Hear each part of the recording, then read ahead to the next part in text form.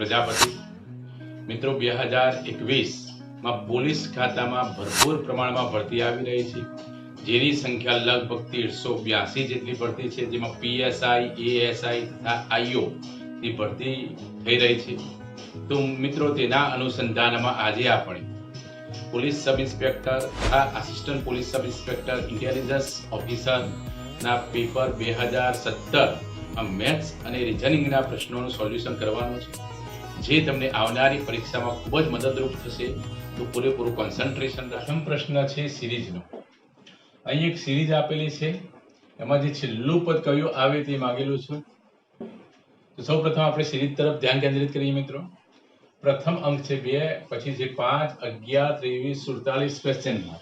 તો સૌપ્રથમ અહીં જે સંખ્યાઓ આપેલી છે તે સંખ્યાઓનો તફાવત આપણે ચેક કરી લઈએ। કે 2 છે અહીં 5 એટલે 3 પ્લસ થશે, અહીં 6 પ્લસ થાય છે, 5 ને 6 11, અહીં 12 પ્લસ થાય છે, 11 અને 12 23, અને 24 પ્લસ થાય છે, તમે જોઈ શકો છો 23 અને 24 47। તો જે તફાવત છે એ તફાવત કયા પ્રમાણમાં વધી રહ્યો છે? અહીં 3, 3 ના ડબલ 6, 6 ના ડબલ 12, 12 ના ડબલ 24 અને 24 ના ડબલ 48 આવશે। 47 વત્તા 48 એટલે કે 95 આપણો આન્સર થશે। તરત જ જવાબ આવી જાય એવો પ્રશ્ન છે, માટે 95 આપણો આન્સર થશે। એ સિરીઝનો પ્રશ્ન લગભગ દરેક પોલીસ ખાતાની પરીક્ષામાં ખાસ પૂછાય છે, તો એના પ્રશ્નોનો અભ્યાસ તમારે કરી દેવો। ચાલો, જે બીજો પ્રશ્ન છે કોડિંગ ડીકોડિંગનો છે, એકદમ સરળ પ્રશ્ન છે। એક સ્પેલિંગ આપેલો છે અહમેદાબાદ, અને અહીં ચોક્કસ કોડ આપેલો છે। તો અહીં બરોડાનો કોડ શું થાય? તો અહીં આપણે સમસંબંધની ચકાસણી કરીએ તો કે અહીં પ્રથમ એ છે તો અહીં બી છે, નિરીક્ષણ કરી શકો છો, એટલે +1 થાય છે। ચલો, અહીં એચ છે, તમે નિરીક્ષણ કરી શકો છો, એચ પછી આઈ આવે, અહીં આઈ છે, એમ પછી એન આવે, અને ઈ પછી એફ આવે, તે જ પ્રમાણે દરેક જગ્યાએ +1 થાય છે, તમે જોઈ શકો છો। અહીં ડી છે તો અહીં ઈ છે, એટલે દરેકમાં +1 કરવાના છે।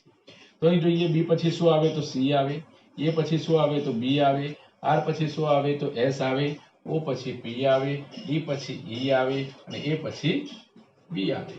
તો આપણે ઓપ્શન તરફ નજર કરીએ તો તરત આપણને ખ્યાલ આવી જાય કે સીબીએસ શું છે? આ પીઈબી બરાબર આવી જાય છે, માટે ઓપ્શન એ આપણો આન્સર થશે। ફક્ત 3 અક્ષરો પરથી જ ખ્યાલ આવી જાય સીબીએસ, તો સીબીએસ, બીજો કોઈ જોવાની જરૂર નથી, માટે ઓપ્શન એ આપણો આન્સર થશે। ચાલો નેક્સ્ટ પ્રશ્ન 3। પ્રશ્ન 3 એક બેઠક વ્યવસ્થાનો પ્રશ્ન છે। એ બી સી અને ડી ગો ટેબલની ફરતે બેઠેલા છે। પ્રથમ વાક્ય છે કે ધારો કે આ એક ગો ટેબલ છે, એની તરફ 4 વ્યક્તિઓ બેઠેલા છે, એ બી સી અને ડી। હવે આપણે વાક્ય પ્રમાણે ચાલવાનું છે। પ્રથમ વાક્ય છે એ રસોઈયાની સામે બેઠેલો છે। એ વ્યક્તિ ધારો કે અહીં બેઠેલો છે, અહીં રસોઈયો છે, રસોઈયાની સામે એ વ્યક્તિ બેઠેલો છે। હવે કોઈ પણ આવો પ્રશ્ન હોય એમાં જે પરફેક્શન હોય તે વાક્યને આપણે સૌપ્રથમ લખવાનું છે। તો પરફેક્શન વાળું વાક્ય કયું છે? આપણે જોઈએ, જેમ કે બી નાઈની જમણી બેઠેલો છે, એમાં કોઈ કન્ફ્યુઝન થાય। દરજીની ડાબી ધોબી બેઠેલો છે, એમાં પણ કઈ પરફેક્શન નથી। સી ની સામે ડી બેઠેલો છે, આ વાક્યથી શરૂઆત કરી શકાય। આનો અર્થ એ થયો મિત્રો કે સી અહીં હોય તો ડી અહીં હશે, અથવા ધારો કે ડી અહીં હોય તો સી અહીં હશે। ટૂંકમાં સી અને ડી એકબીજાની સામસામે બેઠેલા છે। હવે એની સામે રસોઈયો છે, પ્રથમ વાક્ય હતું, આનો અર્થ રસોઈયો બી વ્યક્તિ હશે, તરત આપણને ખ્યાલ આવી જાય। તો ચારેયનું સ્થાન મળી ગયું, એ બી સી અને ડી, એ પ્રમાણે આપણને સ્થાન મળે। હવે જે બીજું વાક્ય તરફ આપણે ધ્યાન રાખીએ કે બી નાઈની જમણી બેઠેલો છે। આજે બી રસોઈયો છે તે નાઈની જમણી બેઠેલો છે, તો નાઈ કયો હોઈ શકે? તો નાઈ આ હોઈ શકે, કારણ કે નાઈની જમણી કીધેલું છે મિત્રો। હંમેશા એક વસ્તુ યાદ રાખવાની, આ પ્રમાણે તમે ફરો એટલે રાઈટ આવે, આમથી આમ રાઈટ આવી શકે, એ કોન્સન્ટ્રેશન રાખવાનું છે તમારે। રાઈટ, એન્ટી ક્લોકવાઇઝ ફરો એટલે રાઈટ, બરાબર, ક્લોકવાઇઝ ફરો તો લેફ્ટ, બરાબર। એટલે આમ જઈએ તો જમણી તરફ, એટલે નાઈની જમણી તરફ બી છે, બી નાઈની જમણી બેઠેલો છે, થઈ ગયું। તો આ નાઈ છે એનું સ્થાન થઈ ગયું, કોન્સેપ્ટ ક્લિયર। ચલો, તેના પછીનો પ્રશ્ન છે દરજીની ડાબે ધોબી બેઠેલો છે। તો દરજીની ડાબે ધોબી બેઠેલો છે, દરજીની ડાબે ધોબી બેઠેલો છે, તો આ દરજી હશે, એની ડાબે અહીં ધોબી થશે, એટલે તરત ખ્યાલ આવે, આમથી આમ જમણી તરફ છે તો આમથી આમ લેફ્ટ સાઈડ હોય, દરજીની ડાબી કોણ છે? ધોબી છે। તો બધાનું સ્થાન આપણને મળી ગયું। હવે પ્રશ્ન તરફ આપણે કોન્સન્ટ્રેશન કરીએ। પ્રશ્ન છે એ અને બી નો વ્યવસાય શું છે? તો એનો વ્યવસાય દરજી છે, બી નો વ્યવસાય રસોઈયો છે, માટે દરજી અને રસોઈયો એ આપણો આન્સર આવે. તો ઓપ્શન તરફ આપણે નજર કરીએ. દરજી અને રસોઈયો ઓપ્શન સી આપણો આન્સર આવશે. એટલે બેઠક વ્યવસ્થામાં જે પ્રશ્નો આવે છે એમાં થોડું ટ્રિક્સ વાપરવાથી આવા પ્રશ્નોનો જવાબ તમે તરત લાવી શકો. પણ જે વાક્યમાં પરફેક્શન હોય એવા વાક્યથી આપણે શરૂઆત કરવી પડે. ચાલો આના પછીનો પ્રશ્ન. આ પ્રશ્ન એ સરાસરીનો પ્રશ્ન છે. અહીં પ્રશ્ન છે કે 3 બાળકોની સરેરાશ ઉંમર 15 વર્ષ છે. જો તેમની ઉંમરનો ગુણોત્તર 3:5:7 હોય તો સૌથી નાના બાળકની ઉંમર કેટલી થાય? મિત્રો, ખૂબ જ સરળ પ્રશ્ન છે. અહીં જે ઉંમર આપેલી છે એનો ગુણોત્તર આપેલો છે. તો કે પ્રથમ બાળકની ઉંમર આપણે 3x ધારી લઈએ, પછી 5x અને પછી 7x. આ પ્રમાણે 3 બાળકોની ઉંમર થઈ શકે. હવે રકમ પ્રમાણે ત્રણેયની જે એવરેજ આપેલી છે તે 15 છે. ત્રણેય વ્યક્તિની એવરેજ 15 છે, માટે ત્રણેય વ્યક્તિનો જે કુલ સરવાળો થાય એટલે 15 ગુણ્યા 3 એટલે કે 45 વર્ષ સરવાળો થાય, માટે 45 આવશે. હવે ત્રણેયનો સરવાળો કરીએ. 7 ને 5 12 ને 3 15x. 15x બરાબર 45 મળે, માટે x બરાબર 3 આવી શકે. હવે x ની વેલ્યુ આપણને 3 આવી. હવે એ પ્રશ્ન છે કે સૌથી નાના બાળકની ઉંમર કેટલી થાય? સૌથી નાનો બાળક 3x થાય, અને તેનાથી મોટો 5x, તેનાથી મોટો 7x. એટલે 3x ની વેલ્યુ શોધવી છે. તો x ની વેલ્યુ 3 છે, માટે 3x ની વેલ્યુ 9 મળે. એટલે સૌથી નાના બાળકની ઉંમર કેટલી આવશે? તો 9 આવશે. આ આપણો આન્સર થઈ ગયો. ખૂબ જ સરળ પ્રશ્ન છે. મૌખિક ગણતરીથી પણ આવી શકે. ચાલો નેક્સ્ટ પ્રશ્ન 5 જે બ્લડ રિલેશનનો પ્રશ્ન છે. ખૂબ જ સરળ પ્રશ્ન છે. આપણે ડિટેલ્સમાં સમજીએ. કોઈ વ્યક્તિ તરફ આંગળી ચીંધીને રામ કહે છે. તો સૌપ્રથમ આપણે રામનું નિર્દેશન કરી દઈએ. રામ નામનો કોઈ વ્યક્તિ છે.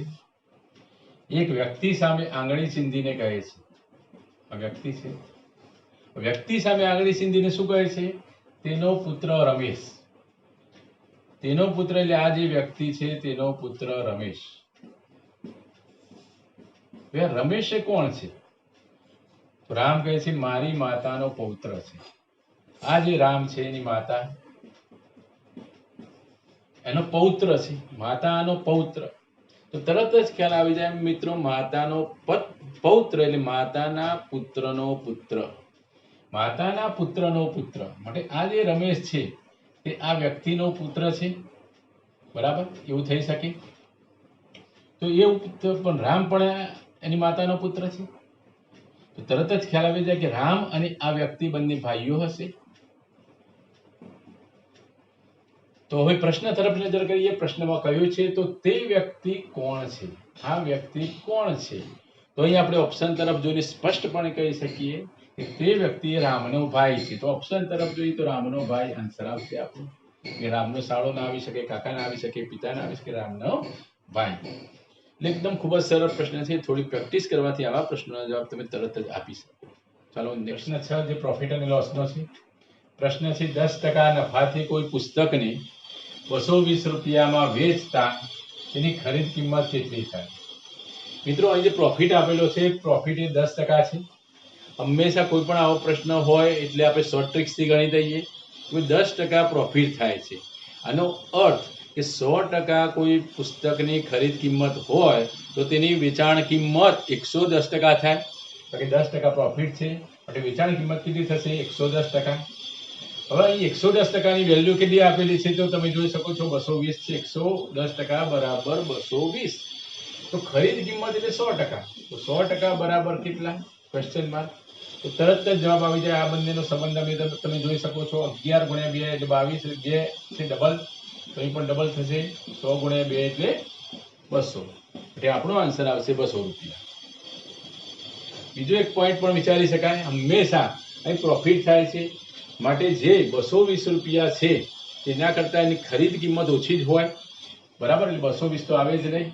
240 પણ ના આવે. આ બંનેમાંથી એક આવી શકે. તો રાઉન્ડ ફિગરથી શરૂ કરીએ તો 200 અને જે 200 રૂપિયા આવે તેના 10%. 200 ના 10% એટલે 200 નો 10મો ભાગ તે 20 થાય.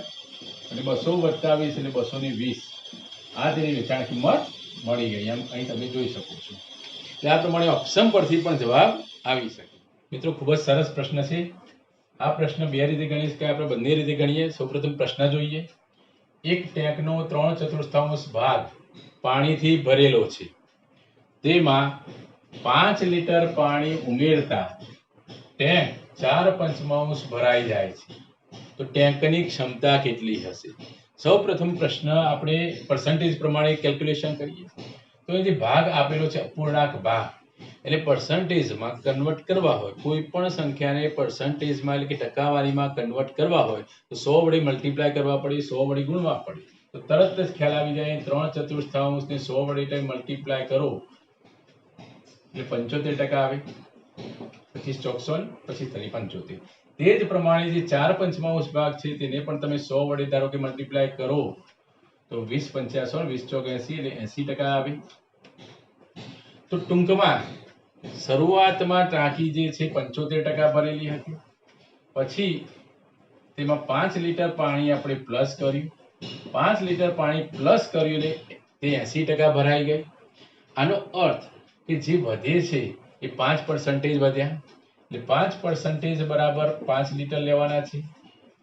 તો ટાંકીની ક્ષમતા એટલે 100%, તો 100% બરાબર કેટલા થઈ શકે?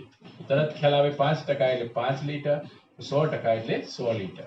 માટે આપણો આન્સર આવશે 100 લીટર ટાંકીની ક્ષમતા. મૌખિક રીતે વિચારી શકાય તેવો પ્રશ્ન છે. ચલો આ જ પ્રશ્ન હજી બીજી રીતે પણ આપણે ગણી શકીએ, એ પ્રમાણે પણ સમજી લઈએ. ધારો કે ટાંકી શરૂઆતમાં 3/4 છે, પછી 4/5 છે. તો 4/5 માંથી તમે 3/4 બાદ કરો, આ ભાગ મળે એ 5 લીટર મળશે. ચલો સિમ્પ્લિફિકેશન કરીએ. 5 ચોક 20 માટે નીચે 20, ક્રોસ મલ્ટીપ્લિકેશન થાય 4 × 4 એટલે 16, અને 5 × 3 એટલે 15, એટલે 16 માંથી 15 જાય એટલે 1 બરાબર 5 લીટર. માટે 1 બરાબર કેટલા? તો 1 × 5 એટલે 5, છેદમાં આવે 1 એટલે વ્યસ્ત થઈ જાય, 20/1 થાય એટલે 20 × 100, તો 100 લીટર તેની ક્ષમતા થઈ ગઈ. આ પ્રમાણે પણ પ્રેક્ટિસ દ્વારા કેલ્ક્યુલેશન તમે તરત કરી શકો. ચાલો આના પછીનો પ્રશ્ન 8 એ ડાયરેક્શનનો પ્રશ્ન છે, દિશાઓનો. સૌપ્રથમ દિશાનો જે કોન્સેપ્ટ તમારે ક્લિયર હોવો જોઈએ, જે અહીં આપણે ડિટેલ્સમાં સમજીએ. ભાઈ 4 દિશાઓ: ઉત્તર, દક્ષિણ, પૂર્વ અને પશ્ચિમ. આ 4 દિશાઓ છે મિત્રો. હવે ઉત્તર અને પૂર્વ વચ્ચે જે દિશા છે એને આપણે ઉત્તર પૂર્વ તરીકે ઓળખીએ છીએ, જેને ઈશાન દિશા પણ કહી શકાય. તે જ પ્રમાણે દક્ષિણ અને પૂર્વ વચ્ચે છે એને આપણે દક્ષિણ પૂર્વ પણ કહી શકાય, અથવા એને અગ્નિ દિશા પણ કહી શકાય. તે જ પ્રમાણે અહીં જે દિશા છે તે દક્ષિણ અને પશ્ચિમ વચ્ચે છે, તેને આપણે નૈઋત્ય દિશા પણ કહી શકાય. તે જ પ્રમાણે અહીં છે ઉત્તર અને પશ્ચિમ, જેને વાયવ્ય તરીકે આપણે ઓળખીએ છીએ. હવે પ્રશ્નનો કોન્સેપ્ટ સમજવાનો છે. સૌ પ્રથમ તો આપણે અહીં આ પોઈન્ટથી શરૂઆત કરવાની છે જ્યારે કેલ્ક્યુલેશન શરૂ કરીએ ત્યારે. તો પ્રશ્ન છે, અમિત પૂર્વ તરફ 30 મીટર ચાલે છે. કોઈ ચોક્કસ સ્થાને ધારો કે અમિત છે, અમિતનું સ્થાન અહીં છે માની લો આપણે. તો અમિત એ પૂર્વ તરફ 30 મીટર ચાલે છે. પૂર્વ તરફ એટલે આ તરફ થશે, તમે જોઈ શકો છો. પૂર્વ તરફ એ 30 મીટર ચાલે છે. ચલો 30 મીટર ચાલે છે, બી સ્થાને પહોંચે છે. પછી રકમમાં શું કહે છે? જમણી તરફ વળીને 40 મીટર ચાલે છે. હવે અહીંથી જમણી તરફ એટલે નીચેની તરફ થશે, ઉપર હોય તો ડાબી તરફ, નીચે એટલે જમણી તરફ કેટલું ચાલે છે? 40 મીટર ચાલે છે. તો નીચેની તરફ 40 મીટર ચાલે છે માની લીધું. સી પોઈન્ટ ઉપર પહોંચે છે. પછી ડાબી તરફ વળીને 30 મીટર ચાલે છે. ફરીથી હવે ડાબી તરફ 30 મીટર ચાલે છે. તો ડાબી તરફ એટલે આ તરફ થશે મિત્રો, એ ખાસ ધ્યાન રાખવાનું છે. અને કેટલા મીટર ચાલે છે? 30 મીટર ચાલે છે. આ ડી સ્થાન ઉપર પહોંચે છે.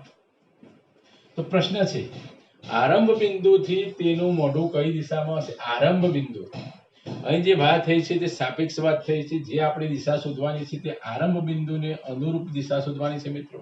તો અહીંથી તે અહીં પહોંચ્યો છે, તો તેનો ચહેરો આ તરફ છે, તો તે કઈ દિશા તરફ છે? આરંભ બિંદુને સાપેક્ષ છે તે કઈ દિશામાં કહેવાય? તો આ દિશા આપણે શોધવી પડે. હવે આ બિંદુને દિશા શોધવી હોય ગમે ત્યાં, તો આ પ્રમાણે તમે શોધી શકો. આ છે ઉત્તર પૂર્વ, પણ તો આ જે દિશા તમે જાણો છો, આ દિશા કઈ દિશા કહી શકાય? દક્ષિણ પૂર્વ. એટલે આરંભ બિંદુને અનુલક્ષીને તેની દિશા કઈ હશે? દક્ષિણ પૂર્વ. માટે ઓપ્શન આવશે દક્ષિણ પૂર્વ, એટલે બી ઓપ્શન આપણો આન્સર થશે. તો આ પ્રમાણે એનો કોન્સેપ્ટ ક્લિયર હોવાથી તમે તરત આવો પ્રશ્નનો જવાબ આપી શકો. આ પ્રશ્ન ઉંમરનો પ્રશ્ન છે. ઉંમરના પ્રશ્ન દરેક પરીક્ષામાં આવે જ છે. સૌપ્રથમ આપણે રકમ વાંચીએ. જ્યારે જહાંગીરની ઉંમર 18 વર્ષ થશે ત્યારે અકબરની ઉંમર 50 વર્ષ થશે. તો બે વ્યક્તિની વાત થઈ છે, જહાંગીર અને અકબર. ટૂંકમાં બે વ્યક્તિ છે, અકબર અને જહાંગીર.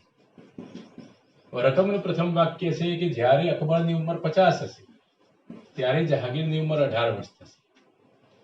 હવે રકમમાં શું કહે છે? જ્યારે અકબરની ઉંમર જહાંગીરની ઉંમર કરતા 5 ગણી હશે, જ્યારે અકબરની ઉંમર જહાંગીરની ઉંમર કરતા 5 ગણી હશે, એટલે ધારો કે જહાંગીરની ઉંમર x વર્ષ હોય ત્યારે અકબરની ઉંમર કેટલી થશે મિત્રો? 5 ગણી એટલે 5x થાય. તો ત્યારે અકબરની ઉંમર કેટલી હશે? તો આપણે 5x ની વેલ્યુ શોધવી છે. ખૂબ જ સરળ પ્રશ્ન છે. હંમેશા એક પોઈન્ટ ખાસ યાદ રાખવાનો છે કે કોઈ પણ બે વ્યક્તિ વચ્ચે જે ઉંમરનો તફાવત છે તે સમાન હોય. કોઈ પણ બે વ્યક્તિ વચ્ચે જે ઉંમરનો જે તફાવત છે એ તફાવત હંમેશા સમાન હોય. તો અહીં આપણે તફાવત મળી જશે. અકબરની ઉંમર 50 છે ત્યારે જહાંગીરની 18 છે, તો 18 50 ઓછા 18 એટલે 32 આવે. અહીં જે તફાવત મળે છે તે 32 વર્ષ મળે. તો કોઈ પણ સમયે જે તફાવત છે તે સમાન જ રહે. માટે 5x ઓછા x બરાબર આપણે 32 લઈશું. માટે 4x બરાબર 32 મળે. માટે x બરાબર 32 ભાગ્યા 4 એટલે 8 મળે. x ની વેલ્યુ આપણે 8 મૂકવાની છે. હવે એ પ્રશ્ન છે કે ત્યારે અકબરની ઉંમર કેટલી હશે? તો અકબરની ઉંમર એટલે આપણે 5x શોધવાની છે. 5x ની વેલ્યુ, x ની વેલ્યુ 8 છે. માટે 5x ની વેલ્યુ 5 ગણી એટલે 40 વર્ષ થાય. માટે આપણો આન્સર આવશે 40 વર્ષ. ખૂબ જ સરળ પ્રશ્ન હતો. થોડી મૌખિક ગણતરીથી પણ ગણી શકાય. 50 ઓછા 18 એટલે 32 બરાબર. 5 ગણી કીધી છે. 5x માંથી x એટલે 4x બરાબર 32. માટે x બરાબર 8. માટે 5x બરાબર 40. તરત જવાબ આવી જાય. ચલો નેક્સ્ટ પ્રશ્ન 10. પ્રશ્ન 10 માં માહિતી આધારિત પ્રશ્ન છે મિત્રો. પ્રશ્ન છે A અને B પંજાબી, સિંધી અને ગુજરાતી જાણે છે. B અને C પંજાબી, ગુજરાતી અને બંગાળી જાણે છે. A અને E તમિલ, સિંધી, ગુજરાતી જાણે છે. તો પ્રશ્ન છે પંજાબી, તમિલ, સિંધી અને ગુજરાતી કોણ જાણે છે? આ ચાર ભાષાઓ. તો આની રીત સૌપ્રથમ જાણવી જરૂરી છે. પ્રશ્ન કેવી રીતે શરૂઆત કરવી? તો સૌપ્રથમ આપણે કોઈ પણ પ્રશ્ન આવે તો જે પ્રશ્ન છે, મૂળ પ્રશ્ન, તેના તરફ આ ઉપરની માહિતી છે 3 વાક્યોમાં. નીચે પ્રશ્ન છે કે ચાર ભાષાઓ કોણ જાણે છે? પંજાબી, તમિલ, સિંધી અને ગુજરાતી. તો સૌપ્રથમ અહીં જે માહિતી છે તે તરફ નજર કરો. તો જે બીજું વાક્ય છે પંજાબી, ગુજરાતી, બંગાળી, અહીં બંગાળીની વાત જ નથી થઈ. માટે B અને C આન્સરમાં આવશે નહીં મિત્રો. એ તરત ખ્યાલ આવી જાય. આની ટૂંકી જ છે. ચલો બીજો પોઈન્ટ આપણે કોન્સન્ટ્રેશન કરીએ. A અને B કઈ ભાષાઓ જાણે છે? તો પંજાબી, તો પંજાબી આવી ગઈ. બીજું છે સિંધી, સિંધી પણ આવી જાય છે. ગુજરાતી, તો ગુજરાતી પણ આવી જાય છે. એટલે એની સંભાવના વધી જાય. હવે ચલો બીજું નિરીક્ષણ કરીએ. ત્રીજું વાક્ય જોઈએ કે તમિલ, તો તમિલ પણ આવી જાય છે. A અને E. સિંધી પણ આવી જાય છે, જોઈ શકો છો. અને ગુજરાતી પણ આવી જાય છે. A અને E. તો પ્રથમ અને ત્રીજામાં કોમન કોણ છે? A. કે એ વ્યક્તિ છે તે પંજાબી પણ જાણે છે, સિંધી પણ જાણે છે, ગુજરાતી પણ જાણે છે, સાથે સાથે તમિલ પણ એ વ્યક્તિ જાણે છે. માટે આપણો આન્સર આવશે A. માટે ઓપ્શન B આપણો આન્સર થશે. એટલે માહિતીને યોગ્ય રીતે સમજવાથી, કોમન વસ્તુને ચેક કરવાથી તરત આવા પ્રશ્નનો જવાબ આપી શકાય. પ્રશ્ન 11. પ્રશ્ન 11 માં રકમ જોઈએ. 11 ખુરશીની ખરીદ કિંમત 3 ટેબલની ખરીદ કિંમત જેટલી છે. પછી એક ખુરશી અને એક ટેબલની ખરીદ કિંમત 140 છે. તો એક ખુરશીની ખરીદ કિંમત કેટલી? મિત્રો સૌપ્રથમ તો અહીં આપણે કોન્સન્ટ્રેશન કરો કે 11 ખુરશી, ખુરશી માટે ચેર કહીએ આપણે, એટલે 11C, ચેર માટે C, ખુરશી માટે C સિમ્બોલ વાપરીએ છીએ. એની ખરીદ કિંમત કેટલી છે? 3 ટેબલ, ટેબલ એટલે T કહીએ. તો આ માહિતી આપણી પાસે છે કે 11C બરાબર 3T.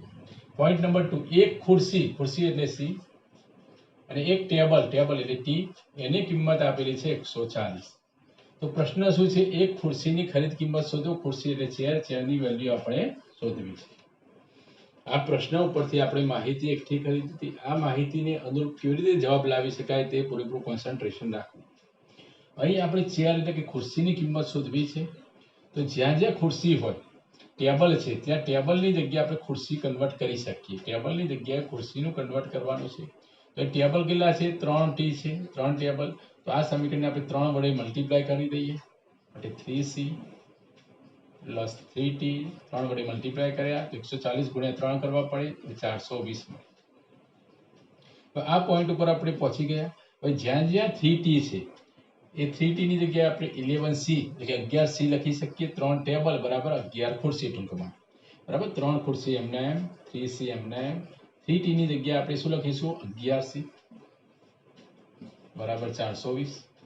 ટૂંકમાં ટેબલનું કન્વર્ટ આપણે ખુરશીમાં કરી દીધું વેલ્યુમાં. તો 11 અને 3 એટલે 14c. 14c ની વેલ્યુ 420 મળે માટે c ની વેલ્યુ મળે 420 ભાગ્યા 14 એટલે 14 તરી 42 માટે 30 જવાબ આવી જાય. એટલે ચેર એટલે કે ખુરશીની કિંમત મળે 30. તો ઓપ્શન તરફ આપણે નજર કરીએ એટલે 30 આપણો આન્સર આવી જાય. એટલે થોડી પ્રેક્ટિસ કરવાથી આવો પ્રશ્ન તરત જ આવી જાય. તમે 15 થી 20 સેકન્ડમાં જવાબ લાવી શકો, પણ ક્યારે એની સમજ શક્તિ હોય ત્યારે. ચલો આના પછી પ્રશ્ન 12 જોઈએ. પ્રશ્ન 12 છે 2 મિનિટમાં 90 મીટર ચાલે છે શીલા નામની કોઈ વ્યક્તિ, તો 225 મીટર ચાલવા તેને કેટલી મિનિટ જોઈએ? તો મૌખિક પદ્ધતિથી જવાબ આવી જાય. 2 મિનિટમાં 90 મીટર, આનો અર્થ કે 1 મિનિટમાં 45 મીટર ચાલે. 45 મીટર ચાલતા 1 મિનિટ થાય એટલે 225 મીટર ચાલતા કેટલો સમય થાય? 45 ગુણ્યા 5 એટલે 225. માટે આપણો આન્સર આવશે 5 મીટર. જવાબ આવી જાય 5 મિનિટ લાગે. ચલો હવે આપણે પદ્ધતિથી સમજીએ કે 90 મીટર જો તેને ચાલવું હોય તો કેટલો સમય લાગે છે? 2 મિનિટ લાગે. તો પ્રશ્ન છે 225 મીટર ચાલતા કેટલો સમય લાગે? 225 ગુણ્યા 2 છેદમાં આવે 90. આનું સાદુરૂપ આપીએ 45 ગુણ્યા 2 એટલે 90. 45 ગુણ્યા 5 એટલે 225. એટલે 5 મિનિટ આપણો આન્સર આવી જાય. એ ખૂબ જ સરળ પ્રશ્ન હતો મિત્રો. તો આજે આપણે police sub inspector PSI, ASI તથા આઈઓ ઇન્ટેલિજન્સ ઓફિસરનું પેપર જે 2017માં પૂછાઈ ગયું હતું તેના પ્રશ્નો મેથ્સ અને રિઝનિંગના આજે આપણે સમજ્યા. મિત્રો, જે તમને આવનારી 2021ની પરીક્ષામાં ખૂબ જ મદદરૂપ પુરવાર થશે. એટલે આ પ્રકારના પ્રશ્નો આવી શકે પોલીસ ખાતાની પરીક્ષામાં. એટલે આ પ્રકારના પ્રશ્નોની તમારે પ્રેક્ટિસ કરવી ખાસ જરૂરી છે. જેના અનુસંધાનમાં આજે આપણે આ પેપરનું સંપૂર્ણતઃ સોલ્યુશન કર્યું છે, જેમાં મેથ્સ અને રિઝનિંગના પ્રશ્નોનો આપણે સમાવેશ કર્યો છે. મિત્રો, તો આ વિડીયો જો તમને ગમે તો તમે તેને લાઈક કરી શકો છો. સાથે સાથે જે તમારું મિત્ર વર્તુળ છે તેમાં તમે શેર પણ કરી શકો છો. અને જો ચેનલને સબસ્ક્રાઇબ ન કરી હોય તો ચેનલને સબસ્ક્રાઇબ પણ કરી દેજો. તો આજે આપણે આટલે સુધી જોઈએ છીએ. Have a good day.